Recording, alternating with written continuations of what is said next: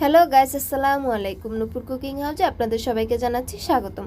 আজকে আমি আপনাদের সাথে শেয়ার করব পুরভরা পাটিসাপটা পিঠা। এই পিঠাটা শীতের বেলা খেতে খুবই মজা লাগে। এখানে আমি নিয়ে নিচ্ছি 2 কাপ পরিমাণ চালের গুঁড়া। এটা আমার ডিপ ফ্রিজে সংরক্ষণ করা ছিল, কিছুদিন আগে রেখেছিলাম, সেটাই নিয়ে নিচ্ছি। আপনারা চাইলে এখানে শুকনা চালের গুঁড়াটাও ইউজ করতে পারেন। এখানে আমি দিয়ে নিচ্ছি হাফ কাপের একটু বেশি চিনি। এখন দিয়ে নেব সামান্য পরিমাণে লবণ। চিনিটা আপনারা আপনাদের পছন্দ মতো কমিয়ে বাড়িয়ে নিতে পারেন। ব্যাটারটা আমি হাতেই তৈরি করে নিব, আপনারা চাইলে হ্যান্ড উইচের সাহায্য নিতে পারেন। আমার কাছে হাতেই বেটার মনে হয়, আমি তাই হাতেই করে নিচ্ছি। এখন আমি অল্প অল্প করে পানি অ্যাড করে দিচ্ছি। একবারে পানি অ্যাড করা যাবে না, তাহলে পানি কম বেশি হয়ে যেতে পারে। এখানে আমি শুধুমাত্র চালের গুঁড়াটাই নিয়েছি। আপনারা চাইলে এখানে অল্প করে ময়দা কিংবা আটাও অ্যাড করতে পারেন, এতে করে পিঠাটা নরম হবে, খেতেও খুব ভালো হবে। আমার বাসায় কেউ এর সাথে ময়দা কিংবা আটাটা অ্যাড করা পছন্দ করে না, তাই আমি এখানে শুধুমাত্র চালের গুঁড়া নিয়েই করে নিচ্ছি। আপনারা অবশ্যই আটা বা ময়দা অ্যাড করে নেবেন, এতে করে পিঠাটা নরম হবে। আমি ভালো করে মেখে নিচ্ছি যাতে করে কোনো প্রকার দানা না থাকে। এই তো অল্প অল্প করে পানি অ্যাড করে দিচ্ছি। এখন আমি আপনাদেরকে ঘনত্বটা দেখিয়ে দেব। পাটিসাপটার পিঠা অবশ্যই পাতলা করবেন, তাহলেই পিঠাটা ভালো হবে। ঘন রাখা যাবে না, আবার একদম পাতলাও করা যাবে না, পানির মতো। এখন আমি খিরসাটা রেডি করে নেব। তো চুলায় একটা পাত্রে আমি দুধ বসিয়ে দিয়েছি। আমি খিরসাটা অল্প করে করব, তাই অল্প পরিমাণেই দুধ বসিয়ে দিচ্ছি। এই তো দুধটা আমার বলক চলে আসছে।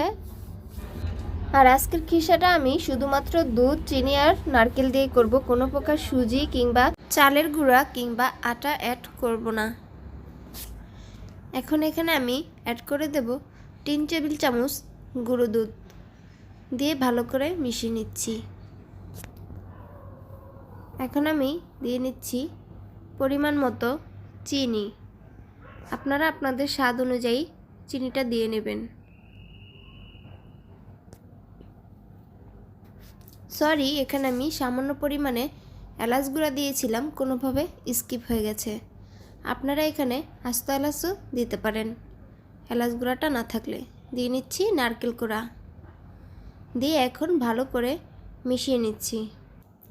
আপনারা এখানে চালের গুঁড়া, সুজি কিংবা আটা যেটাই অ্যাড করেন না কেন, আগে থেকে হালকা টেলে নেবেন, এতে করে টেস্টটা ভালো আসবে, কাঁচা কাঁচা গন্ধ থাকবে না। এই তো খিরসাটা আমার ঘন হয়ে আসছে। এখন অনবরত নাড়তে হবে। এই পর্যায়ে কোনোভাবেই নাড়া বন্ধ করা যাবে না, তাতে করে নিচে লেগে যাওয়ার সম্ভাবনা থাকবে। চুলার কাছে থেকে অনবরত খিরসাটি নেড়ে চেড়ে রান্না করতে হবে। আর যদি চুলা থেকে সরে যেয়ে আপনি রান্না করেন, তাহলে এটি দেখা যাবে নিচে লেগে যাবে, তাতে খিরসাটা ভালো হবে না। খিরসাটি আমার অলরেডি ঘন হয়ে এসেছে। এই পর্যায়ে আমি চুলা থেকে এটা নামিয়ে নেব, কারণ ঠান্ডা হওয়ার পরে এটা আরও কিছুটা জমে যাবে। তো ঘনত্বটা আমি আপনাদেরকে একবার দেখিয়ে দিচ্ছি। দেখতেই পাচ্ছেন। এখন এই যে একটা কড়াই বসিয়ে দিচ্ছি, এতে আমি পিঠার ব্যাটারটা দিয়ে নিচ্ছি। আগে থেকে কড়াইতে তেল ব্রাশ করে রেখেছিলাম, রুটির মতো করে চারদিকে ছড়িয়ে দিয়েছি ব্যাটারটাকে। এখন রুটির কালারটা চেঞ্জ হয়ে গেছে। এখন এর ভিতরে খিরসা দিয়ে রুটিটাকে ফোল্ড করে নেব। এই তো তৈরি হয়ে গেল আমার একটি পাটিসাপটা পিঠা। এভাবে করে আমি আপনাদেরকে আরেকটা পিঠা তৈরি করে দেখাচ্ছি। একইভাবে কড়াইতে তেল ব্রাশ করে নিয়েছি, তারপরে ব্যাটারটাকে দিয়ে হাত দিয়ে এভাবে করে ঘুরিয়ে রুটির মতো করে, এখন এই যে রুটিটার কালার চেঞ্জ হয়ে গেছে, তার মানে রুটিটা আমার সেদ্ধ হয়ে গেছে। এখন এর ভিতরে খিরসা দিয়ে আবারও ফোল্ড করে নেব।